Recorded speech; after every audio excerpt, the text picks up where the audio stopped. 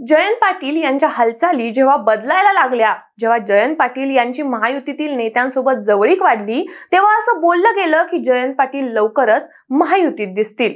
पण जयंत पाटील हे शरद पवारांच्या अत्यंत जवळचे आणि विश्वासू मानले जातात.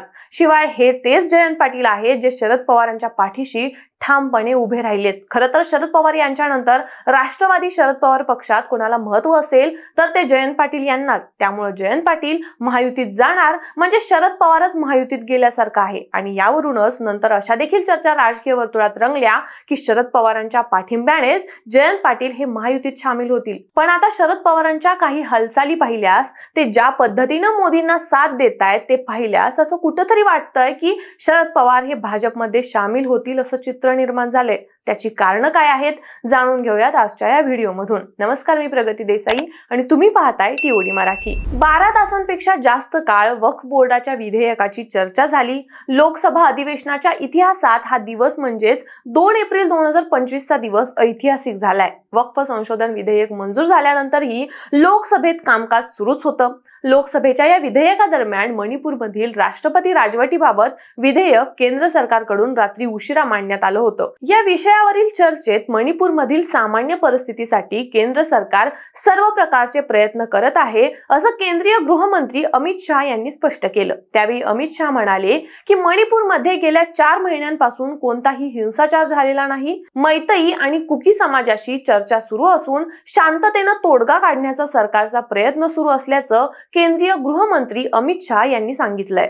आणि मणिपूरमध्ये राष्ट्रपती राजवट लागू करण्याच्या या निर्णयाला राष्ट्रवादी शरद पवार पक्षानेही पाठिंबा दिलाय. याबाबत पक्षाच्या खासदार सुप्रिया सुळे यांनी ट्विटरवर पोस्ट टाकली आहे. मणिपूर येथील परिस्थिती लक्षात घेता येथे राष्ट्रपती राजवट लागू करण्याबाबतचा प्रस्ताव लोकसभेत मांडण्यात आला. या प्रस्तावाला शरद पवार पक्षाकडून पाठिंबा देण्यात आलाय. मणिपूरमध्ये झालेल्या घटना या अतिशय दुर्दैवी होत्या. त्यामुळे तेथील समाज मन ढवळून निघालं होतं.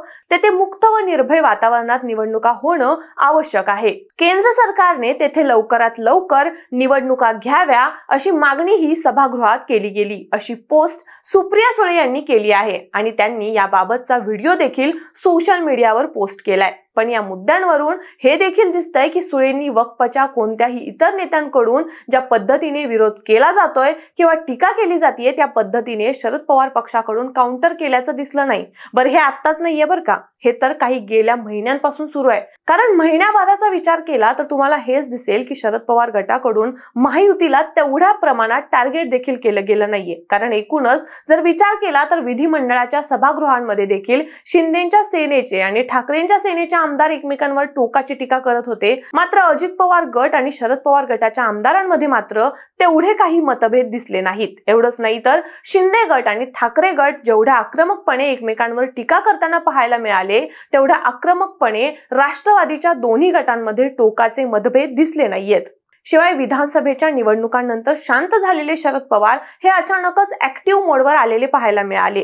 अलीकडे काही दिवसांमध्ये शरद पवार गटाची जवळीक महायुतीतील नेत्यांसोबत वाढताना दिसते. त्यासोबतच होणाऱ्या बैठका, चर्चा, शिवाय वेगवेगळ्या कार्यक्रमांच्या निमित्ताने एका मंचावर येणं आणि भेटीगाठी होणं या काही घटना बघता दोन्ही राष्ट्रवादींमध्ये असणारा दुरावा कमी झाला आहे का असा प्रश्न देखील निर्माण झालाय. बरं, हे सर्व पण ठीक आहे, पण जयंत पाटील यांची राजकारणातली ताकद आणि शरद पवारांसाठी असणारा आदर हा आपल्याला माहितीयेच. शिवाय अजित पवार आणि जयंत पाटील यांच्यात असणारा टोकाचा संघर्ष देखील आपल्याला माहितीये. पण तरीही अजित पवार आणि जयंत पाटील यांच्यातील संबंध वाढताना सध्या पाहायला मिळतंय. यावरूनच जरी माध्यमांसमोर असं दिसत असलं की जयंत पाटलांना महायुतीसोबत जायचंय, तरीही यामागे शरद पवारांचा देखील पाठिंबा जयंत पाटलांना असेल अशी देखील चर्चा राजकीय वर्तुळात रंगतीये. आणि आत्ताचा नवा मुद्दा तर तुम्हाला माहितीयेच. अजित पवार बीड दौऱ्यावर असताना त्यांनी जे काही विधान केली आहेत, त्यांनी जे काही वक्तव्य केलंय, त्यावरून तर आता राजकीय वर्तुळात वेगळ्याच चर्चांनी जोर धरलाय. आणि एकूणच त्यांच्या बोलण्यावरून असं दिसून येतंय की अजित पवार बीडसाठी पर्याय शोधतायत. म्हणजेच एकूणच वाढलेल्या हालचाली आणि भूमिका सांगतायत की शरद पवार हे महायुतीसोबत जाण्याच्या तयारीत आहेत. यावरून तुम्हाला काय वाटतं? शरद पवार खरंच महायुतीसोबत जाणार का की शरद पवार काहीतरी वेगळा डाव टाकण्याच्या भूमिकेत आहेत? यावर तुमचं मत आम्हाला कमेंट्समध्ये नक्की सांगा आणि टीओडी मराठीला सबस्क्राईब करायला विसरू नका.